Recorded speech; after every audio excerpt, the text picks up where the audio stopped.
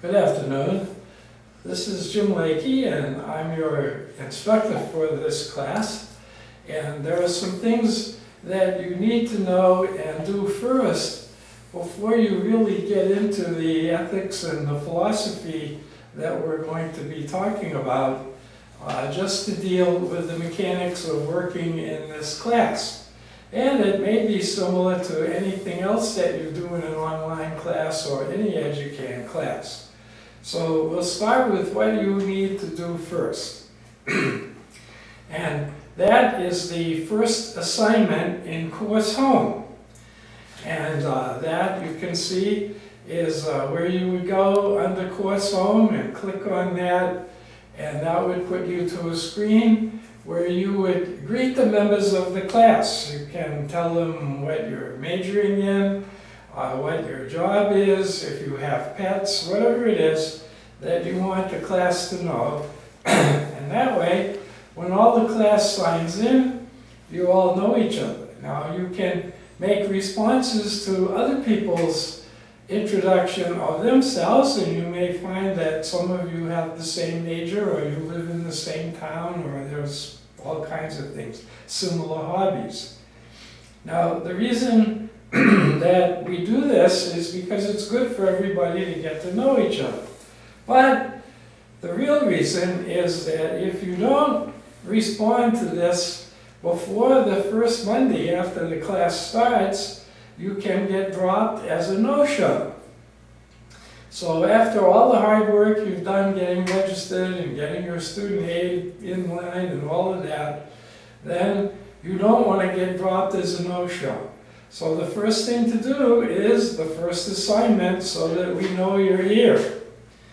Now we go to the second thing, and that's to look at the item called Course Schedule under Course Home.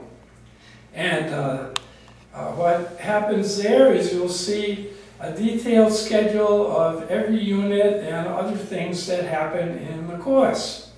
And you'll notice that we do about 3 units a week.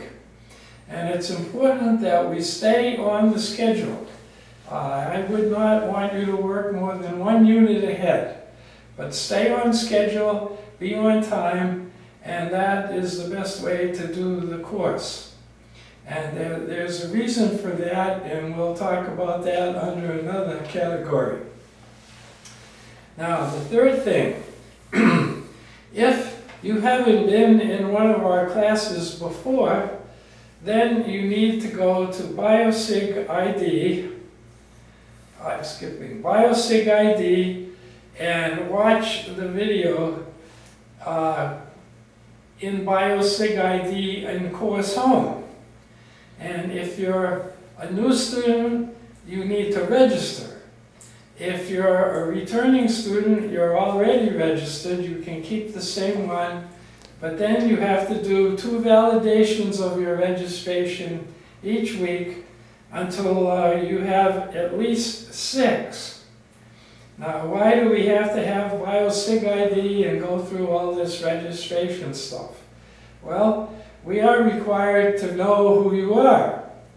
The previous way of doing this was to have you get a certified proctor, and we all go through all kinds of red tape and hardness, and you don't want to know about proctors. This is much better, believe me, so do the BioSig ID. Now, if you're new to us and you're also new to online courses, you can go to the student tutorial, the student orientation tutorial, and that is where you log in and select which class.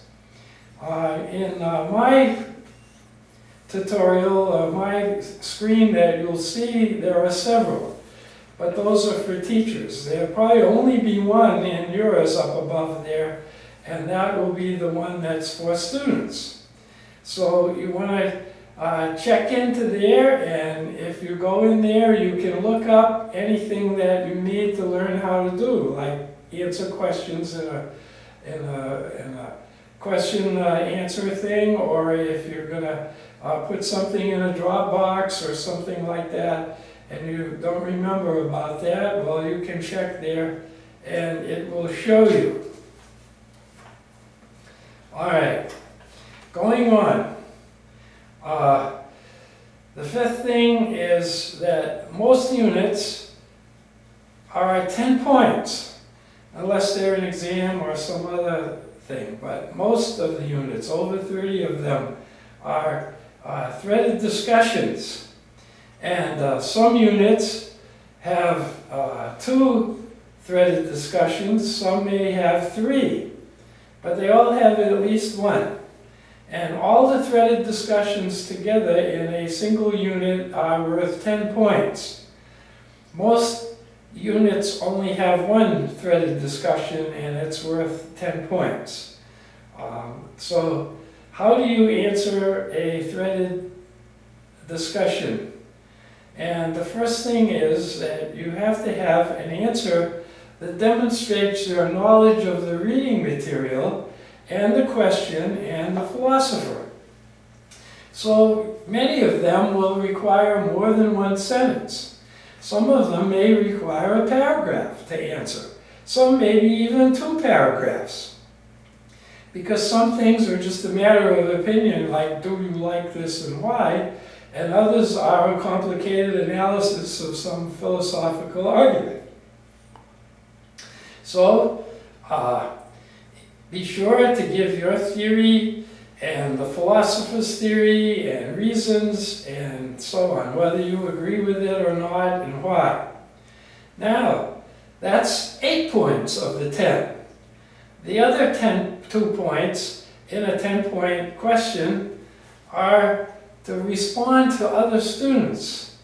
You have to make 2 meaningful responses, and you get 1 point for each one. And so a meaningful response is that it says what you're responding to, why you're responding to it, what your reasons are, and if you agree or disagree, why, or if you have a question, why are you asking the question? And so if you do that, then you will get the 2 points for the 2 things. Now, you may want to make another response to somebody just to kid them about, well, I don't know about your answer, or that was a good answer. You won't lose points for doing that, but you don't get any either.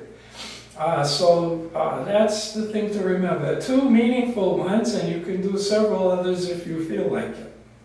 Now, a good meaningful response may help you if you had a weak answer to the question as well, because maybe something in your response will answer what you didn't answer in the question.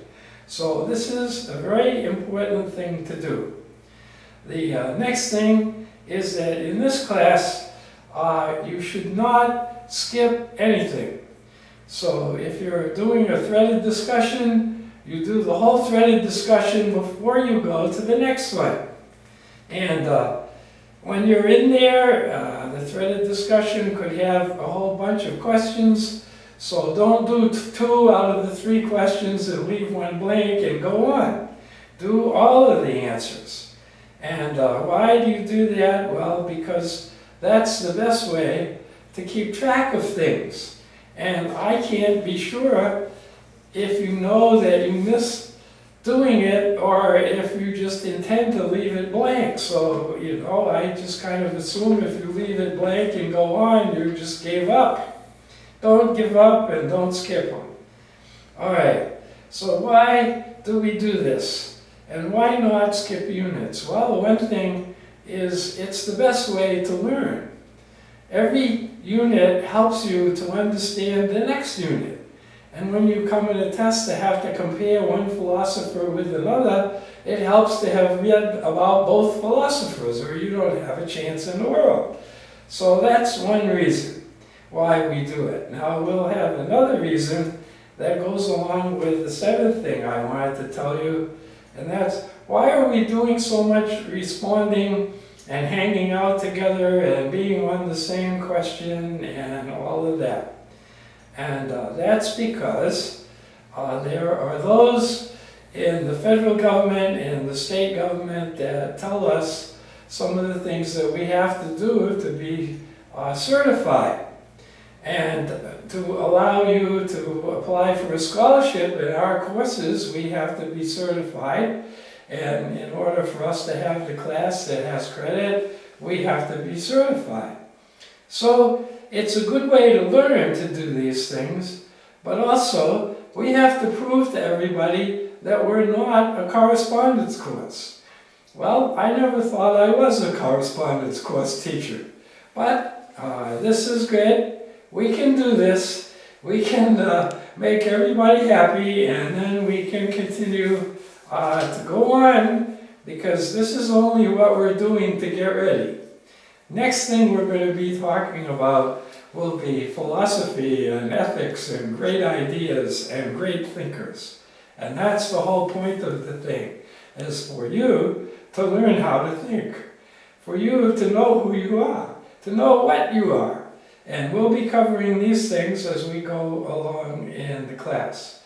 Now, if you have a question, email me email me the question, and I will try to help you. And if I can't help, I will try to find somebody else to help me help you, or to help you directly. So, I look forward to you being in the class. I know it'll be great fun, and you're going to learn a lot of things that you never thought you'd even want to know.